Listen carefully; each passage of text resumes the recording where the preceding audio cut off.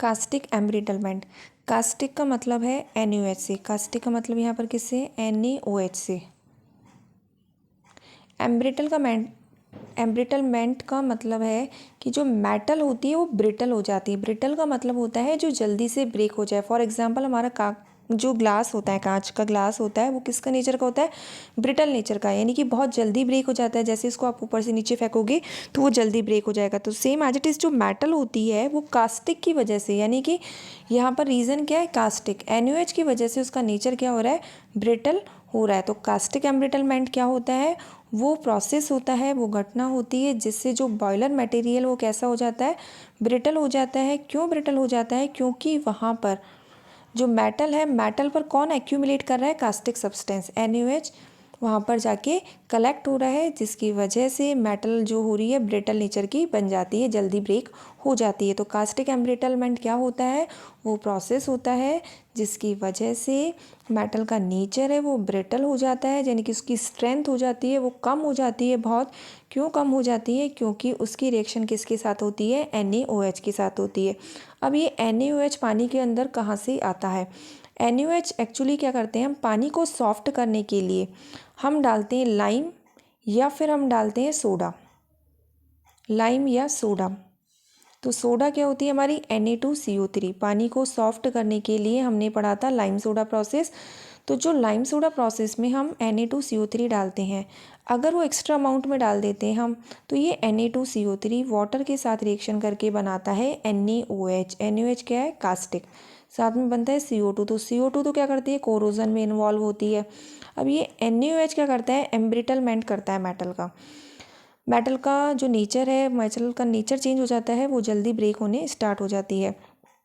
तो जब हम पानी के अंदर Na2CO3 सॉफ्ट बनाने के लिए पानी को डालते हैं, अगर वो एक्स्ट्रा अमाउंट में डल जाती है तो वो बनाती है NaOH। ये जो NaOH है जिसकी वजह से क्या हो रहा है? मेटल का नेचर यहाँ पर चेंज हो रहा है। एक्चुअली होता क्या है कि ये जो NaOH है ये Fe के साथ रिएक्शन करता है और बनाता है sodium ferrite. Na2FeO2 is the sodium ferret.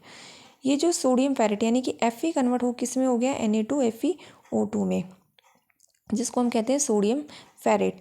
NaOH क्या करता है? हाई टेम्परेचर पर जो क्रैक्स होते हैं, जो जॉइंट्स होते हैं, वहाँ पर जाकर क्या होता है? कलेक्ट हो जाता है। कलेक्ट होने के बाद वहाँ पर ये क्या करता है? आयरन को डिज़ोल्व करना स्टार्ट कर देता है। आयरन को डिज़ोल्व का मतलब ये है कि आयरन के साथ उसकी रिएक्शन होती है। ये रिएक्शन होती है, वहाँ पर सोडियम फेरेट बन जाता है।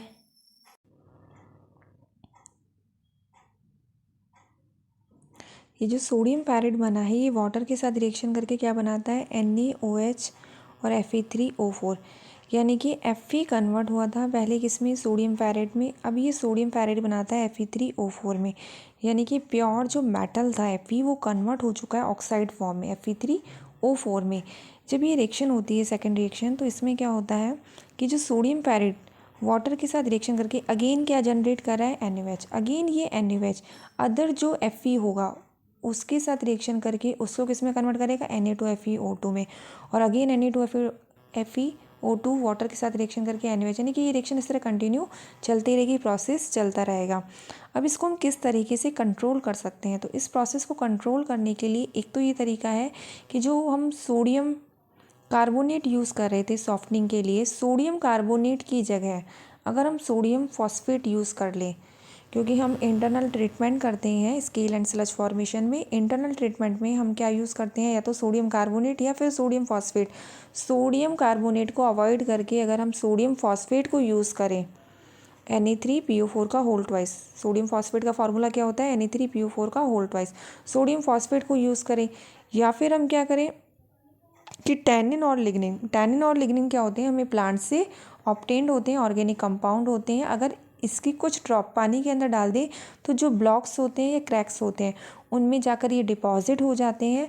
तो वहाँ पर NaOH एक्यूमुलेट नहीं करता है, NaOH वहाँ पर रुकता नहीं है, तो उनकी रिएक्शंस Fe के साथ नहीं होती है। एक्चुअली ये जो NaOH होता है सबसे पहले रिएक्शन कहाँ करता है? जो क्रैक्स होते हैं, जो जॉइंट्स होते हैं वहाँ पर। अगर इन क्रैक्स और जॉइंट्स पर अदर कोई भी सब्सटेंस फिल हो जाएगा तो उसकी रिएक्शन NaOH के साथ नहीं होगी।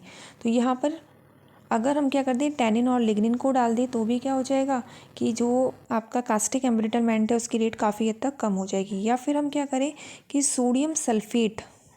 सोडियम सल्फेट Na2SO4 को बॉयलर वाटर के अंदर डाल दे तो ये क्या करेगा, जो ब्लॉक्स होते हैं, क्रैक्स होते हैं, उनको जाकर क्या कर देगा, फिल कर देगा। जब ये क्रैक्स फिल हो जाएंगे तो वहाँ पर कास्टिक सोडा का NaOH का डिपोजिशन ही नहीं होगा। तो 3 मेथड्स हैं, 3 प्रोसेस हैं जिनके द्वारा हम क्या कर सकते हैं, यहाँ पर कास्टिक एम्ब्रिटलमेंट की रेट को कम कर सकते हैं। First one is the use of sodium phosphate instead of sodium carbonate. Second one is the use of tannin और lignin. Third one is the use of sodium sulphate. तो caustic embrittlement क्या होता है? Caustic embrittlement वो process होता है जिससे क्या होता है, जो बॉयलर मटेरियल होता है वो ब्रिटल हो जाता है, जल्दी से ब्रेक हो जाता है, क्योंकि उसकी रिएक्शन होती है NaOH से। NaOH कहाँ से आता है? NaOH आता है सोडियम कार्बोनेट, वाटर के साथ रिएक्शन करके NaOH बनाता है। सोडियम कार्बोनेट को हमने क्यों डाला था पानी के अंदर? वाटर को सॉफ्ट करने के लिए डाला था। अब ये जो NaOH है, ये NaOH क्या करता है, जो Fe होता है, Fe का मतलब है जो आयरन का बना हुआ है, हमारा जो बॉयलर मोस्टली किसका बना होता है, आयरन का, उसको कन्वर्ट करता है सोडियम फेरेट में। ये जो सोडियम फेरेट बना है ये डिकम्पोज्ड होता है और बनाता है NaOH प्लस Fe3O4। यानी कि इसमें जो आपका मेटल है, प्योर मेटल, वो ऑक्साइड फॉर्म में कन्वर्ट हो रहा है। जब भी कोई आपका प्योर मेटल ऑक्साइड फॉर्म में कन्वर्ट होता है, या तो उसका कोरोजन होता है, यानी कि उसका नेचर चेंज हो जाता है, वो जल्दी से ब्रेक होना, इसकी जो स्ट्रेंथ है, डक्टिलिटी है, ये प्रॉपर्टीज़ क्या हो जाती है, काफ़ी हद तक कम हो जाती है।